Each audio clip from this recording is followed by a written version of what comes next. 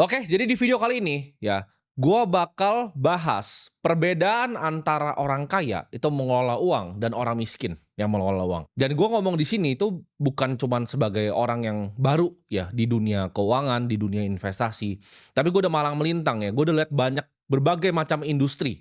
Ya dari industri sawit, dari industri klub malam, dari industri perbankan. Dan ini adalah pelajaran yang sebenarnya gua ambil dari ya konglomerat-konglomerat lah. Kita ngomong di sini top 10 udah banyak dari mereka yang gua ketemu, gitu. Banyak gue belajar dari para naga-naga dan inilah ya, 3 hal yang menurut gua sangat membedakan antara prinsip mengelola uangnya orang kaya dan orang miskin.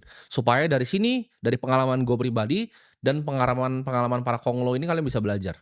Orang kaya percaya bahwa kemiskinan itu adalah mindset dan pola pikir, ya. Memang ada yang namanya kemiskinan secara struktural, ya. Memang sulit untuk keluar, tapi bukan berarti lu tidak bisa melakukan sesuatu untuk mengubah hidup lu menjadi lebih baik. Dengan ilmu dan mindset yang matang, kalian pasti bisa sedikit lebih baik keluar dari kondisi kalian sekarang. Itu yang kalian harus tanemin dulu nih, supaya pikirannya terbuka untuk bisa menerima informasi yang gue akan sampaikan. Gue nggak akan pernah janjiin kalian apapun di sini ya. Jadi kaya itu adalah game yang sangat-sangat sulit. Mungkin dari kalian semua yang nonton di sini, 2,8 juta orang yang nonton di sini, yang jadi kaya mungkin yang beneran jadi kaya cuma 20 ya.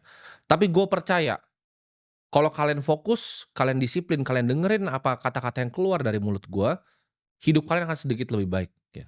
Gue nggak ngomong kalian bisa jadi kaya raya, ya. Tapi hidup kalian jadi lebih baik itu pasti, ya. Bukan dalam 1 sampai 2 tahun, tapi dalam 20 tahun kalian hidup, ya, hidup kalian pasti jadi lebih baik.